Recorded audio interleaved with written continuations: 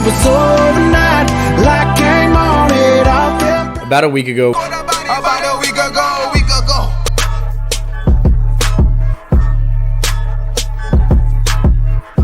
Morgan Wallen released his album, I'm the Problem, and I'm a big Morgan Wallen fan. I've been kind of listening to it and chewing on it for the past week or so, and now here's my thoughts and my review.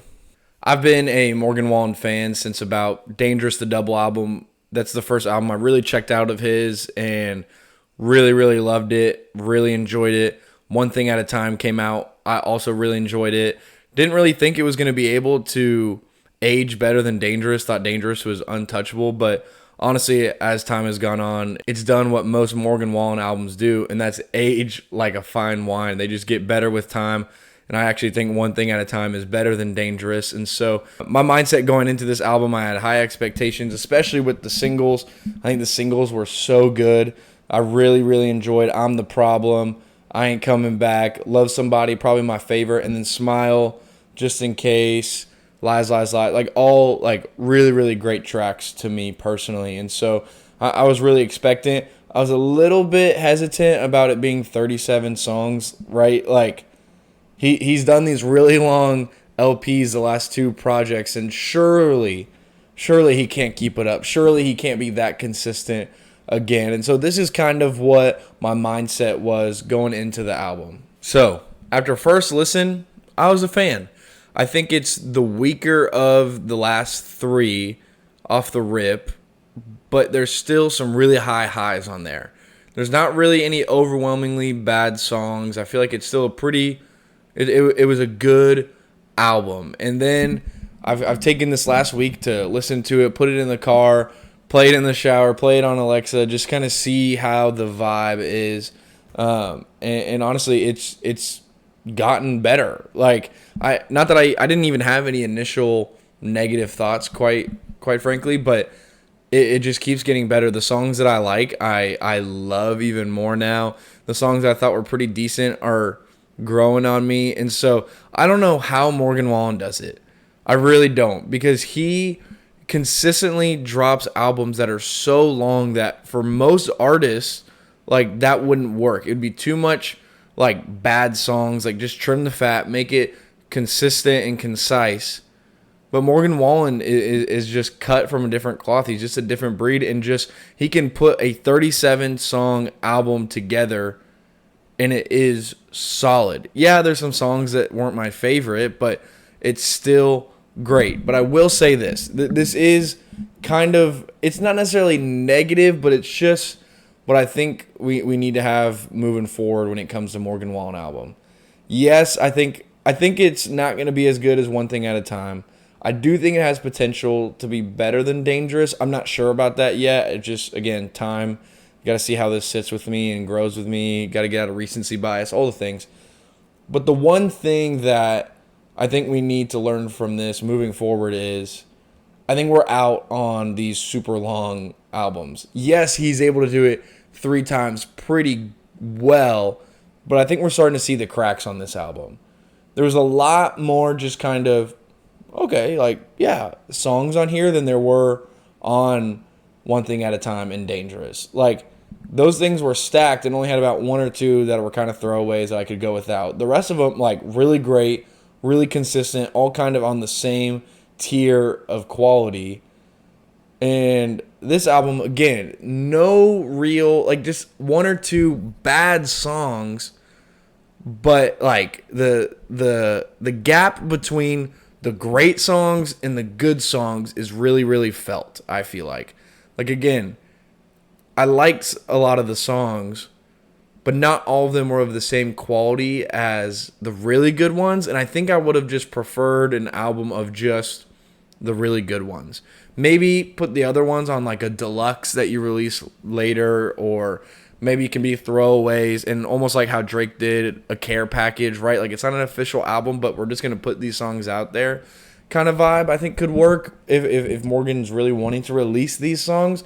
I think if he's wanting to put together a solid body of work, I'm the Problem needs to be cut down to like 12, 13, 14 tracks rather than these 37, because imagine if this album was just the great songs, this could be arguably one of the greatest Morgan Wallen albums ever. But because we have all these other filler tracks that aren't bad, they're just kind of decent, it takes away from it being better than it is. And so, again, my guess is some of these songs that aren't necessarily my favorite are probably someone else's favorite. And so I kind of get that, but maybe there's a way to release it without it affecting the overall album, because I think when you make it concise, it will be better. And so moving forward, I really hope that Morgan Wallen and his team kind of move away from these big bloated tracks, because I don't know if he can keep it up for 4 albums, right? Like, again, like I said, we're starting to see the cracks. I would hate I just want him to kind of quit while he's ahead, and not release an album that's filled with more bad songs than good songs and kind of just ruins the quality a little bit. The songs that I loved, I really, really loved. I can't stop listening to them. I can't get away from them. And I just think it's just got that signature Morgan Wallen to it. Like, just really great, catchy, sticky songwriting with great lines that you just can't help but smile to, laugh to. They're just so good. He's just one of the best in country music right now. And I really do think he's progressing and evolving the music genre of country to just kind of expand and grow and just do some new things, try some new things. And I do really like and appreciate that he's doing something different than his last album, because artists will always fall into this pitfall of doing the same old thing. Hey, like, this worked, let me keep doing it.